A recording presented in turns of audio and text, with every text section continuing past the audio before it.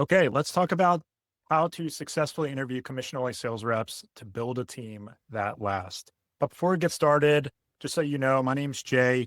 Our company is called High Ticket Teams. Who we are, we help volume-based recruiting businesses build commission-only sales teams at scale. Had a big exit last summer from a financial services company that we started and grew it over 3.5 years to 1,800 sales reps to multiply figures. So that was a big success. What did we do from there? We ended up taking that exact same principle to where we found this 1,800 reps. And now we built a system that we can plug and play into other businesses. Because the honest truth is, almost every single business owner that ends up becoming very good at this volume based recruiting game, where you're bringing on lots and lots of salespeople on a commission only basis, they end up only doing it for themselves, not necessarily for other businesses. So that's the problem we solve for. We source that and help put you in a position to qualify sales reps at scale. Check us out online, like, subscribe. Why? Because if you follow the steps as you're getting educated on this process and learning how we do things, and you go through our free course and you reach out to us, we potentially, if you qualify, will subscribe some free applicants. We do giveaways all the time. We run masterminds, challenges, things like that, to be able to put you in a position to be able to learn all the tips, the tricks, the trade secrets. No matter where you're at, if you're bringing on one or two people a month on a commission only basis, whether you're intrigued at the concept of bringing on a commission based team, or you're running things at a massive scale already and you're looking for an agency partner that can help you throw gasoline on the fire and help you scale and grow faster, more efficiently, and get a better return on your job ad spend. So let's dive in. Today, we're going to talk about this concept of how to recruit commission based talent. But before we dive into that, let's talk about a key principle. I always like to set the proper ground rules because we're not in the manipulation game and you shouldn't either. If you've got the power, if you know the skills, if you know how to communicate and lead masses of people efficiently, don't use your powers for bad, use it for good. And obviously, you're here because you're trying to grow a company. The difference between manipulation and leadership, in my opinion, is manipulation is acting on others for your own benefit alone, where leadership is acting for others to create a mutual benefit everyone agrees on. There's a very fine line to that, but obviously there is good and bad. And a lot of times those lines are blurred. I am here to tell you it is not blurred. There is a very fine line, and that is the exact definition. This is why we call our communication through this process, which is what an interview is, a character trait. So a revealing of your character trait. Let me explain. Let's focus on character over charisma. Your interview process typically falls into at least a 2 interview process. It comes down to a candidate is learning about you and they're learning, do they want to come on board and represent your opportunity? And you are learning about the candidate and seeing if you want them to represent your opportunity. It takes 2 to tango. If one company doesn't want to dance, it gets ugly very fast.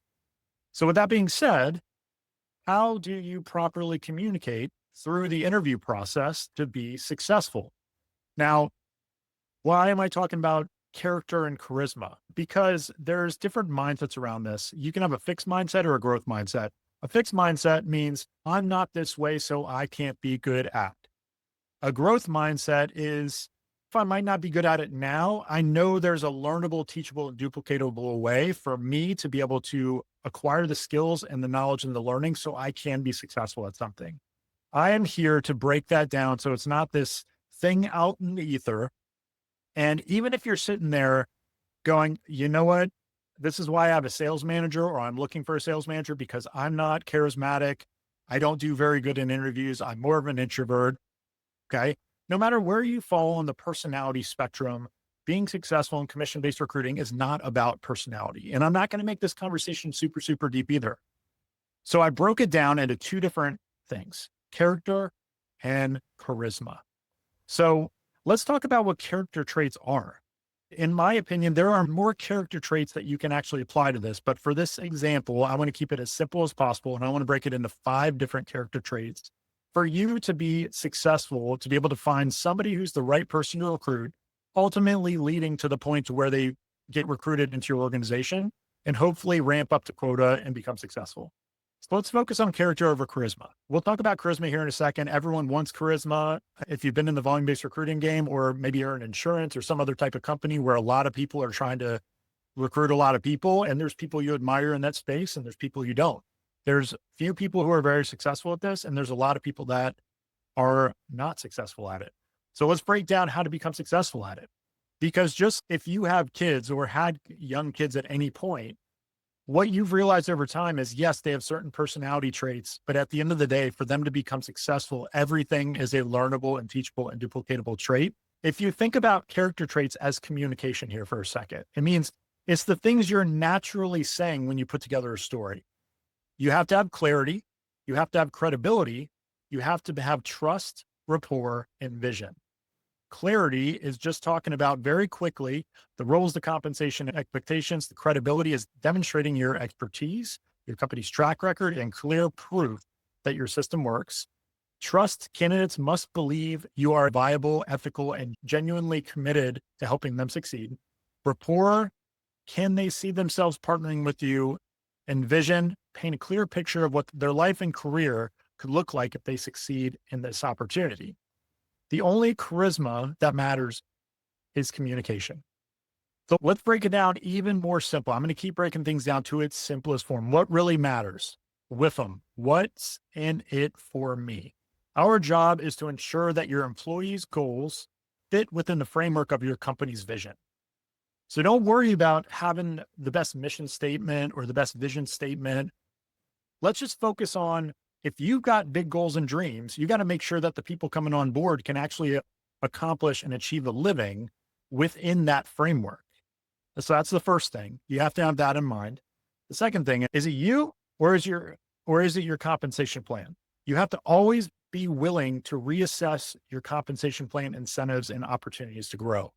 I'm stating this up front so that these are some basic things that you have to embody, some core thought processes and mentalities to be able to be successful long-term in volume-based recruiting. And then the third thing is you got to be willing to have the volume. If every new hire had to choose to advance to the next level, would you have enough people in your pipeline to be recruited, onboarded, integrated into your team, and given a clear path to grow? If you don't have enough people coming in, no matter what you do, you could be the most charismatic and character-driven person in the world, you're never going to be successful. So let's make this insanely simple. Let's talk about character traits because they're just communication frameworks. By the way, shameless plug, this is something we help with in the interview process. If you work with our company, we provide the content, we build all that stuff out. We help you through this process if there's any confusion or your processes just aren't working. But back to the example here. I just talked about clarity, credibility, trust, rapport, and vision. Let me make it insanely simple. If I'm talking to you as a candidate coming through my interview process, I'm going to say, hey, Mr. and Mrs. Candidate, here's the role and the opportunity at hand. And it's framed very easily so you can understand it quickly. Here's what it is. Here's why you should follow me in my company. Here's our track record. Here's what we've accomplished. Here's all the things that we've done in the past. Here's what our clients are saying. Trust. By the way, Mr. and Mrs. Candidate, here's the good. Here's the bad. Here's the ugly about everything you're going to encounter in this role. Trust equals transparency. But you always got to end it with, but here's the opportunity at hand. Rapport, active listening and continuing education on the company's experiences as they ask questions and you talk back and forth. You're on an equal playing field. Your candidate is looking for a viable opportunity, just like you're looking for a viable candidate. Treat it like that. Two people want to come together to dance. If they want to dance, it works wonders. Okay. And then vision. After you've said all that stuff, here's where we're going. It may not be with you, but it will be with a championship team. We are looking to fuel the engine, not the cabooses. We're looking to bring people on that want to jump onto a fast moving train because people do not jump off of fast moving trains.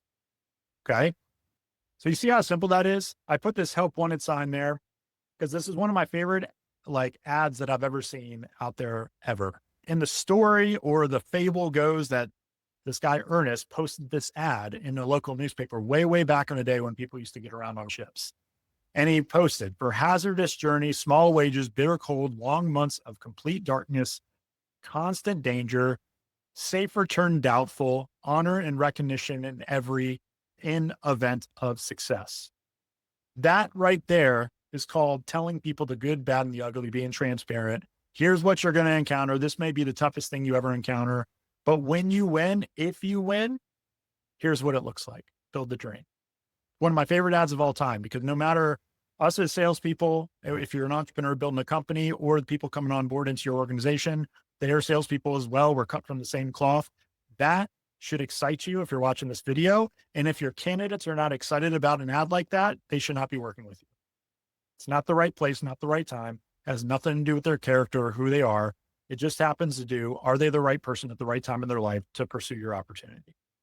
So clarity, credibility, trust, rapport, vision, all of that stuff can be painted into a simple word track so you can conduct an initial interview or put it into video content to be able to share with candidate. Because manipulation is not being truthful on these things to try to get them to work for you. Leadership is being transparent and upfront and bold in what you're talking about, and it's going to repel the wrong people for your opportunity. It's going to bring in the right ones. Charisma pulse check. Let's talk about what that is here for a second, because this is the thing that everyone wants, but I think it's the least important because it's the simplest to fix. Let's continue the simplicity. If you want to figure out how to increase your charisma, do one simple thing. Don't watch hours and hours of YouTube content. Just do one simple thing. Record yourself talking and watch it. 95% of the people out there that are looking to grow will never do that. Never, ever do that. Even if they know they should. Within 1 minute, you'll be able to spot 90% of your problems. My team would laugh all day long. I'm not the most fluent communicator in the world. But guess what? I have to script things out. I have to get comfortable with silence. And I need to stay on track with what I'm saying. So you see, I just practice it right then and there. Do you sound robotic? Relax. Put your shoulders back. Add voice inflections. See, charisma has nothing to do with these deeply embedded personality traits. It just comes down to simple instructions that you need to remember to follow. For any of those golfers out there, you don't give yourself 10 tips to swing the golf club. If you're shanking the ball, somebody just has to give you one tip to focus on, and that usually fixes your problem because you're not thinking about shanking. That's most people's charisma's problem. Are you the opposite of me, where you talk way too fast and you just drill into the content? You're going 100 miles per hour. You're absolutely flying through stuff, but people aren't trusting you. Repeat key points early and often. If you feel like you're being too repetitive, good. You probably need to repeat what you're saying so people get it. Pause every X number of sentences.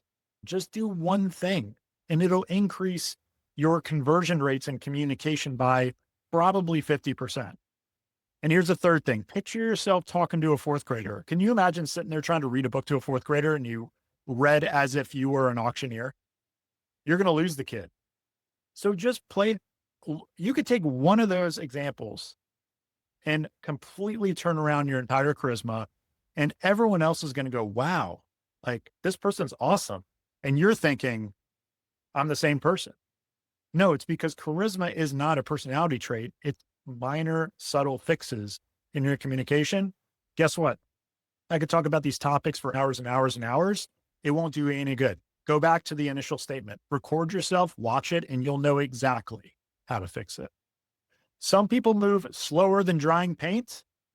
Others rush like a snake oil salesman, but you'll find your confident middle ground.